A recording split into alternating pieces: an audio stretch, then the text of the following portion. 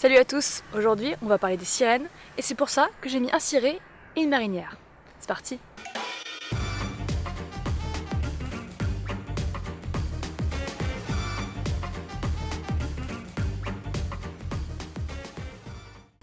La plupart du temps, quand on pense aux sirènes, on pense à ça. Tu l'attends depuis toujours.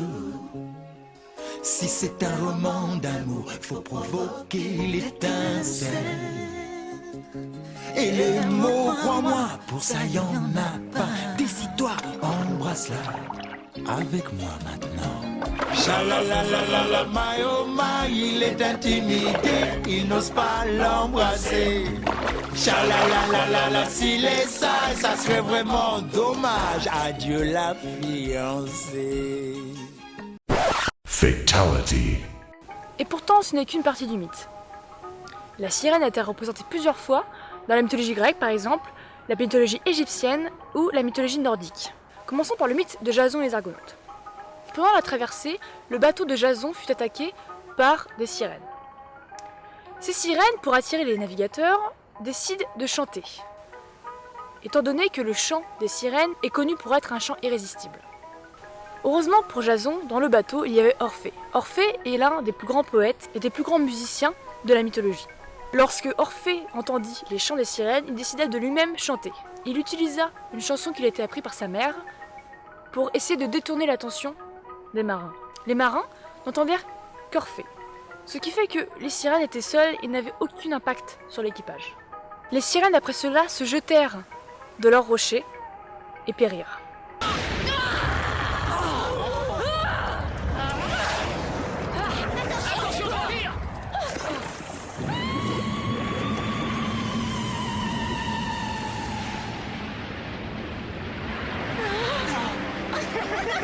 Il y a aussi le mythe d'Ulysse qui met en scène les sirènes.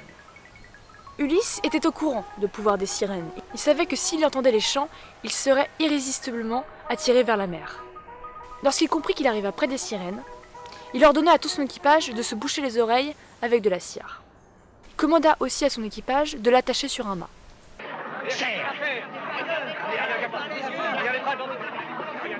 Serre plus fort, serre bien. J'ai des goûts très particuliers. Entre les mains.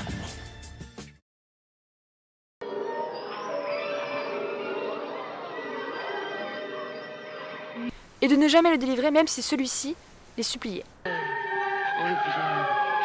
Détachez-moi! Ce qui permit à l'équipage d'Ulysse de traverser le territoire des sirènes sans encombre. Contrairement à l'idée populaire, les sirènes dans les mythes ne sont pas des femmes poissons. Ce sont en fait des femmes oiseaux. Ce n'est que plus tard que les femmes furent représentées avec des queues de poisson. Dans la mythologie, les sirènes ne sont pas beaucoup en fait. Ils représentent une dizaine de personnages. Leur histoire commence comme ça. Il s'avère qu'au tout début, les sirènes étaient les suivantes de Proserpine. Malheureusement, Proserpine un jour fut attaquée par un dieu. La mère de celle-ci, pour se venger de l'inaction des sirènes, décida de les changer en femmes oiseaux. Elle leur ordonna qu'à chaque fois qu'elle verrait un bateau, un navire, elles devraient l'attaquer. Si elles rataient leur mission, elles étaient obligées de se suicider en se jetant dans la mer de leurs rochers. On dit aussi que les sirènes sont la représentation de l'âme des morts en mer. Mais alors là, ce que vous vous demandez tous, enfin j'espère, c'est pourquoi alors, nous, quand on pense sirène, on voit une femme poisson. Il s'avère que les femmes poissons sont plutôt d'origine nordique. Il y a plusieurs mythes qui représentent la femme poisson. Je vous en raconter quelques-uns. Dans le folklore germanique, on raconte l'histoire d'une jeune femme qui se jeta dans le Rhin après un chagrin d'amour. Après sa mort, on l'apercevait assise sur un rocher chantant pour attirer les navires alentours. Mais lorsqu'on essaie de comprendre d'où viennent vraiment les sirènes, on peut lire plusieurs histoires. Les marins, quelquefois sous-alimentés, déshydratés, avaient des visions. On fait cas par exemple de plusieurs animaux ressemblant un petit peu à des lamantins que les marins confondaient avec des femmes. Pourquoi ?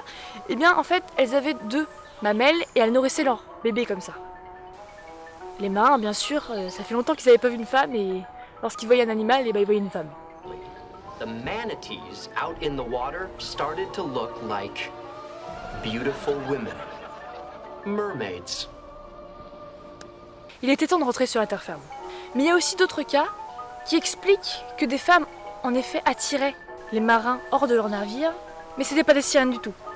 En fait, c'était des femmes qui faisaient partie de tribus cannibale.